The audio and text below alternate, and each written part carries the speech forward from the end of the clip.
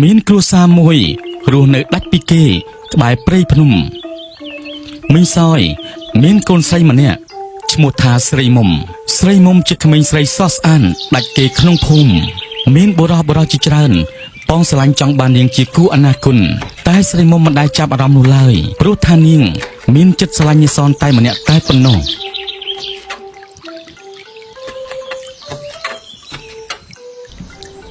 មុំគូន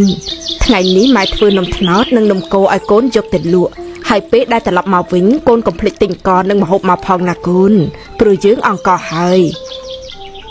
ចាស់ម៉ែអញ្ចឹងកូនទៅរៀបចំនំដើម្បីយកទៅលក់សិនហើយណាម៉ែកុំឲ្យយប់ទាន់ចាស់គូនអញ្ចឹងណាក៏ឆាប់ត្រឡប់មកវិញផងណាព្រោះកុំនៅយប់ពេកដើមម្នាក់ឯងមិនល្អទេណាគូនចាស់ម៉ែកូនដឹកហើយកូនលាម៉ែទៅលក់នំសិនហើយណាម៉ែចាស់កូនប្រយ័ត្នប្រយែងផងណា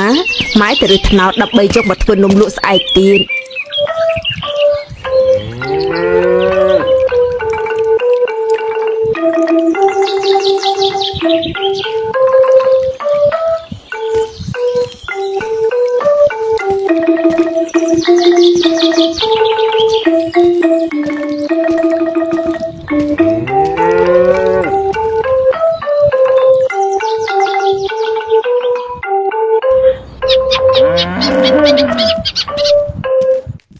មុំទៅលក់នំទៀតហើយមែនទេអូបងសន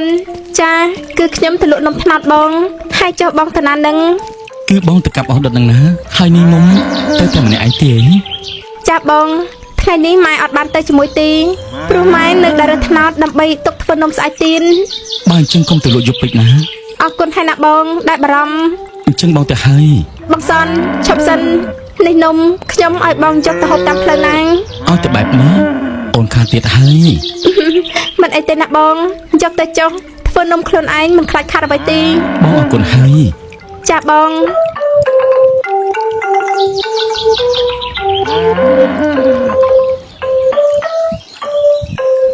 នំត្នោតក្តៅ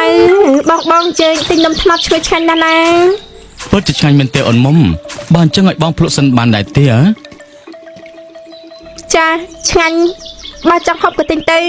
របស់ខ្ញុំលួសគ្មានឲ្យហូបទៅទេសំដីគ្រាន់បានណាស់តើក៏បានបើអញ្ចឹងបងសុំទិញទាំងអស់តែម្ដងទៅតើលក់ថ្លៃប៉ុន្មានដែរហ៎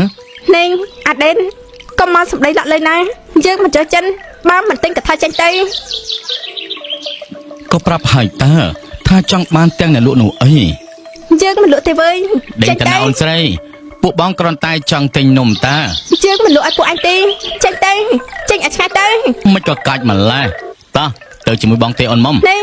កុំមកប៉ះដៃរបស់យើងណាចេញទៅដោយក្រុមពៀលមកអញញ៉ៃខ្លួនស្រីមុំក៏បានចេញពីកន្លែងលក់នោះហើយដើរត្រឡប់ទៅផ្ទះវិញចំណែកអ្នកទាំង3ដោយបានឃើញស្រីមុំដើរទៅផ្ទះម្នាក់ឯងទាំងបែបនេះក៏មានគំនិតគិតអាក្រក់រួចក៏បានដើរតាមស្រីមុំពីក្រោយនេះពួកឯងមកតាមខ្ញុំធ្វើអីផ្លូវនេះគឺជាផ្លូវសាធារណៈអ្នកណាក៏បានដែរមិនអញ្ចឹងឯងពួកឯងណែកុំមកប៉ះខ្ញុំណាចេញទៅមកជាមួយបងណាអូនស្រី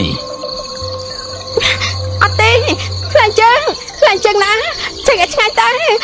ជួយផងអ្នកណាក៏បានដែរជួយផងនៅទីនេះស្ងាត់ជ្រងំតើមានអ្នកណាលឺអូនស្រែកទៅអូនមុំបណ្ដូលចិត្តបងអើយកុំធ្វើអីចឹងណាយើងសំវយើងនៅមានម៉ែចាស់ត្រូវយើងនៅមានម៉ែចាស់ត្រូវចិញ្ចឹម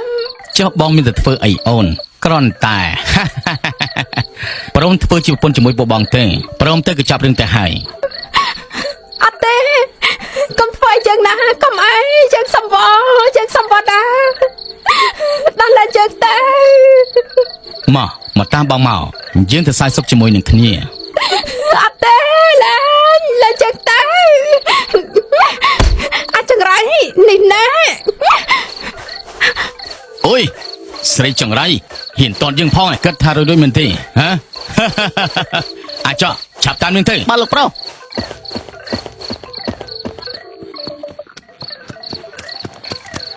ស្មានតែរួចឯអូនស្រីមកជាមួយបងមកតាមស្រួលកុំឲ្យឈឺសាច់អីឡើងជើងទៅឡើងជើងសំវឡើងជើងទៅឡើងជើងទៅ ទោះបីជាមានការអង្វរពីស្រីមុំយ៉ាងណាក៏ពួកគេនៅតែគ្មានចិត្តអាណិតដល់ស្រីមុំឡើយពេលនោះពួកគេបានចាប់រំលោភស្រីមុំតែត្រូវបានស្រីមុំរើបំរាស់ហើយរត់ចេញពីទីនោះតែជាអកុសលពេលដែលភ័យខ្លាំងពេកស្រីមុំរត់អត់បានមើលក្រោមក៏បានធ្លាក់រណ្ដៅចុងជាមួយនឹងឈើស្លាប់ក្នុងរណ្ដៅនោះយ៉ាងអណោចអធមវាងាប់បាត់ហើយគិតធ្វើយ៉ាងម៉េចទៅ